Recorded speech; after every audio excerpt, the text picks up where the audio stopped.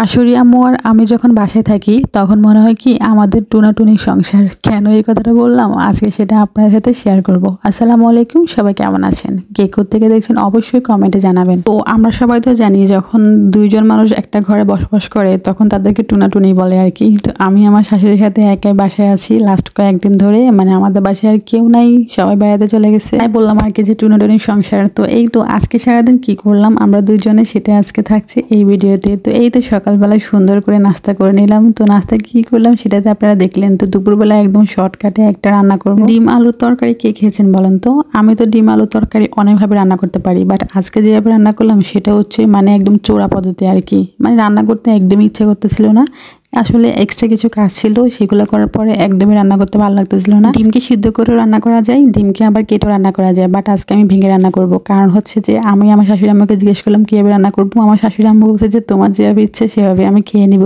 আসলে এই জিনিসটা কিন্তু সত্যি কথা, রান্না নিয়ে কখনো কেউ কিছু বলে না, মানে তোমার যেভাবে ইচ্ছে সেভাবে রান্না করো, খেতে পারলে হয়েছে, এমন একটা আর কি। মানে এই জিনিসটা অনেক বেশি পছন্দ আর কি আমার। এই তো তৈরি হয়ে গেলো ডিমের তরকারি। তো ডিমের তরকারি তো দুপুরবেলা খেয়ে ফেলছি, রাতে অন্য একটা ব্যবস্থা হবে। তো এখানে আমি আজকে চিতই পিঠা বানাবো। আসলে চিতই পিঠা আমি বানাতে পারি না, বাট আজকে ট্রাই করলাম, মাশাল্লাহ আজকে কিন্তু মোটামুটি ভালোই হয়েছে আর কি, মান সম্মান পাচ্ছে।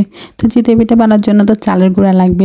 চালের গুঁড়াকে লবণ দিয়ে মাখিয়ে নিলাম। আর এই যে দেখলেন কুসুম গরম পানি দিই নেই, কুসুম গরম পানির থেকে আর একটু গরম আর কি। দেখলেন তো কেমন গরম, সেভাবে একটু একটু করে একটু দিয়ে দিলে আমি গোলাতেছি। এটা হাত দিয়ে করলে আরও বেশি মানে ভালো হয় আর কি। বাট আমার কাছে মনে হতেছে এটা অনেক বেশি গরম ছিল, ওই জন্য আমি চামচ দিয়ে করতেছিলাম।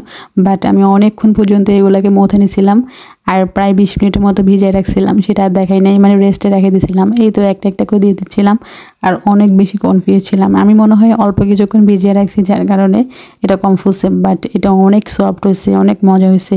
মানে আমি কখনো কল্পনা করি না যে এত ভালো হবে আর কি। বিশেষ করবে না কোনো কিছু যদি রান্না করি বা কোনো কিছু বানাই সেটা যদি পারফেক্টলি হয় তখন মানে ইচ্ছাটা আরও বেশি দ্বিগুণ বেড়ে যায়। এই তো আমি সবার প্রথমে আমার শাশুড়ি আমাকে দিয়ে আসতেছি, দুইটা হয়েছে, আর নারকেল দিয়ে আমি ওনাকে দিয়ে আসতেছি, কারণ উনি বসে আছে। তো উনি বলতেছে সবগুলো বানাই ফেলো, বাট আমি বলতেছি না সমস্যা নাই, এগুলো গরম গরম খেতে মজা, আপনি গরম গরম খেয়ে ফেলেন আর আমি দিচ্ছি আর কি। তো পরবর্তীতে আমি ভাবলাম যে একটার ভিতরে নারকেল দিই। তো নারকেল দেওয়ার পরে ওইটা কেমন হয় সেটা আজকে আপনাদেরকে বলবো, বাট আলহামদুলিল্লাহ ওইটা অনেক ভালো ছিল আর কি। তো আমি ওইটা নিয়ে আমার শাশুড়ি মুখে দিয়ে আসতেছিলাম। আসলে চিতই পিঠা অনেক কিছু দিয়ে খাওয়া যায়, সবচেয়ে বেশি মজা হয় হাঁসের মাংস দিয়ে চিতই পিঠা খাইতে, আর নারকেল দিয়েও খাওয়া যায়। আমি তো মধু দিয়েও ট্রাই করছিলাম, বাট সব কিছুর সাথে মানে চিতই পিঠাটা যায় আর কি। আসলে চিতই পিঠা বানাতে যেমন সোজা তেমনি খেতে কিন্তু অসাধারণ, কি বলেন আপনারা? যাকে তো আলহামদুলিল্লাহ সবকিছু সুন্দর মতো হলো। আর আপনারা সবাই আমার আর আমার শাশুড়ির জন্য দোয়া করবেন। তো আজকের ভিডিওটা এই পর্যন্ত, যদি ভালো লাগে একটি লাইক করবেন, কমেন্ট করবেন, শেয়ার করবেন। আল্লাহ হাফেজ।